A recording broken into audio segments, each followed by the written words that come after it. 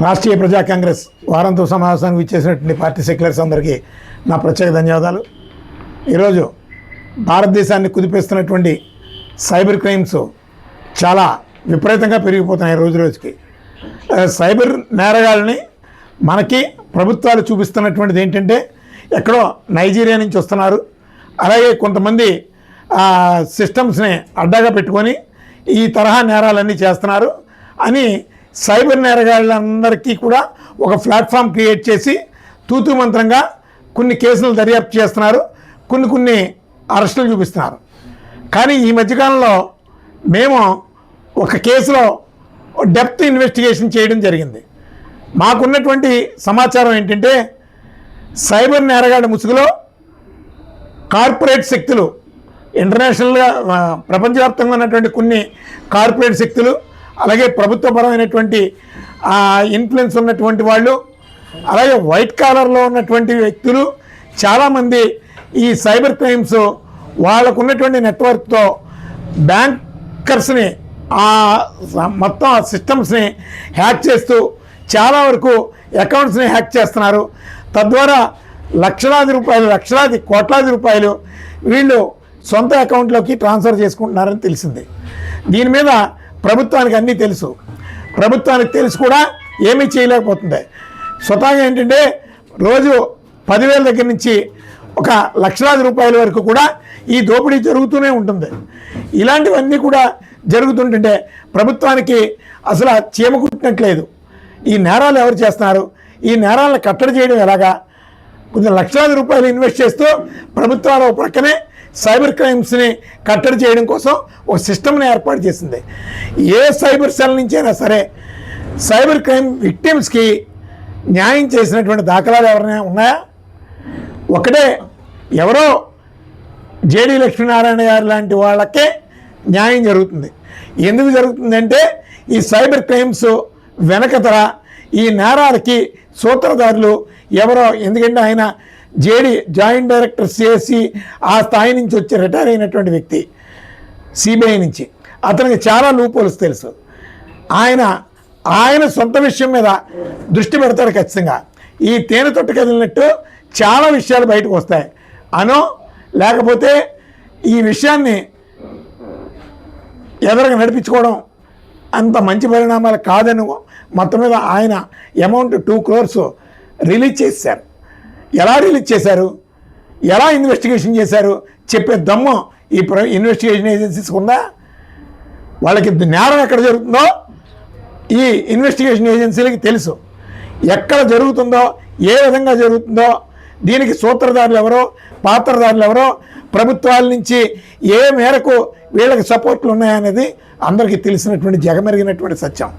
అందుకని ఈరోజు నేరాలు చేస్తున్నటువంటిది నేరగాళ్ళతో పాటు కొంతమంది ప్రభుత్వ పెద్దలు కూడా ఇందులో ఉన్నారనేది స్పష్టంగా అర్థమవుతుంది. ఇది ఈ దేశానికి, ఈ దేశ సార్వభౌమాధికారానికి, అలాగే ప్రజా భద్రతకు, ఆర్థిక వ్యవస్థకి చాలా ప్రమాదకరమైనటువంటి పరిస్థితులు.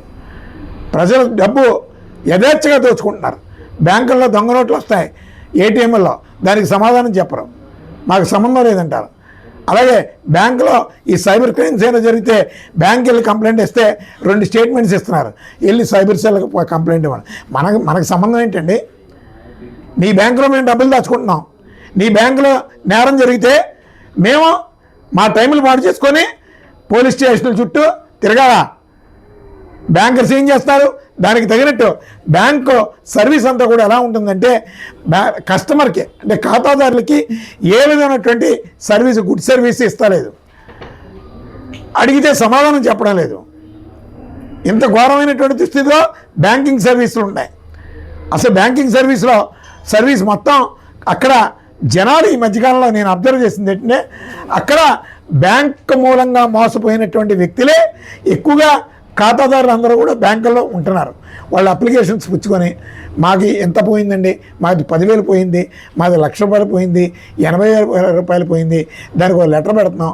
బ్యాంకుల్లో ఈ మధ్యకాలంలో 50% ఖాతాదారులు అందరూ కూడా బాధితులుగానే ఉన్నారు. వీళ్ళందరూ కూడా బ్యాంకుల నుంచి నష్టపోతున్నటువంటి వాళ్ళే.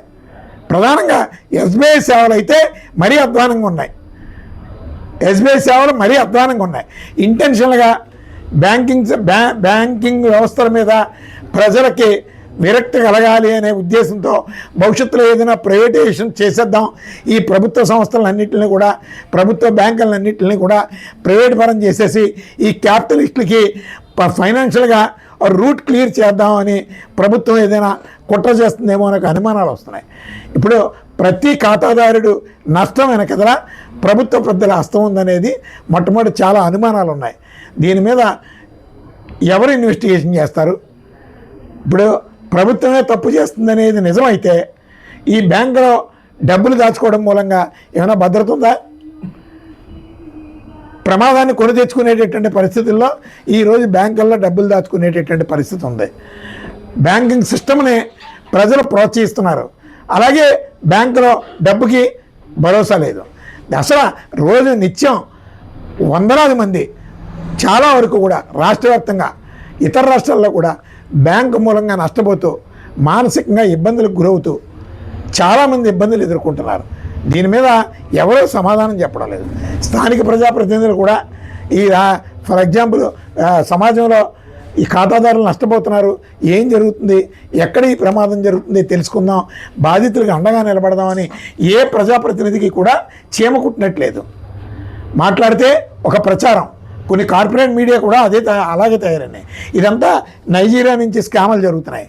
నైజీరియా అంటే నైజీరియా ఆన్లైన్ సర్వీసు మీరు కట్టడి చేయలేకపోతే మీరు ఆన్లైన్ బ్యాంకింగ్ సర్వీస్ని రద్దు చేయండి.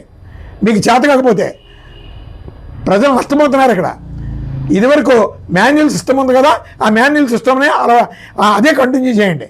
అందుకని మీరు ఆన్లైన్ సిస్టమ్ని మీరు ప్రూవ్ చేయలేరు అంటున్నారు. ప్రజలు నష్టపోతున్నారు. ఏ ఖాతాదారుని నష్టపోయినా మాకు సంబంధం లేదంటున్నారు. పోలీసు వారికి సంబంధం అంటున్నారు. బ్యాంకులో డబ్బులు దాచుకోవడం ఏంటి, పోలీసు వారికి సంబంధం ఏంటి? ఇదంతా కూడా బ్యాంక్ ఎంప్లాయీస్ని కూడా ప్రతి డేటా, ప్రతి ఖాతాదారుడి వివరాలు ఈరోజు బయట కార్పొరేట్ సెక్టార్లకు వెళ్తున్నాయన్నా, సైబర్ క్రైమ్కి అందుతున్నాయన్నా, సైబర్ నేరగాళ్ళకు అందుతున్నాయన్నా, ఇక్కడ బ్యాంకు వాళ్ళ సహాయ సహకారాలు పూర్తిగా ఉంటున్నాయి. ఎందుకంటే ప్రతి ఖాతాదారుడి డేటా ఈరోజు బ్యాంకుల్లో ఉంటుంది. అలాగే బయట ప్రైవేట్ యాప్లని మీరు బ్యాన్ చేయండి. ఉంటే అందుబాటులో ఉంటే ఖాతాదారుడు ఖచ్చితంగా వినియోగించుకుంటాడు. బయట స్కాన్ చేస్తున్నాడు ప్రతి చిన్న విషయానికి కూడా. 10 రూపాయలకి, 100 రూపాయలకి, ₹1,00,000 కూడా అకౌంట్ ట్రాన్స్ఫర్ చేస్తున్నాడు. అందుబాటు మీరు ఫ్రీ యాక్సెస్ ఇస్తున్నారు. ఫ్రీ యాక్సెస్ ఇస్తున్నప్పుడు కన్జ్యూమర్ ఎందుకు వాడుకోడు? ప్రైవేట్ యాప్ల నుంచి ఏదైనా సరే సర్వీసు మేము ఇవ్వం అని మీరు బ్యాన్ చేయండి. గూగుల్ పేని కానీ, ఫోన్పేని కానీ, ఇవన్నిటిని కూడా మీరు నేరాలకి గేటు ఓపెన్ చేసేస్తున్నారు. నేరాలు జరగడానికి గేటు ఓపెన్ చేస్తున్నారు. అందుకని బ్యాంకింగ్ వ్యవస్థ మీద పూర్తిగా నమ్మకాలు కోల్పోతున్నాయి. బ్యాంకులో డబ్బులు దాచుకోవడం ఎంతవరకు శ్రేయస్స కాదా అనేది ప్రజలు ఆలోచించుకునేటటువంటి పరిస్థితులు వస్తున్నాయి.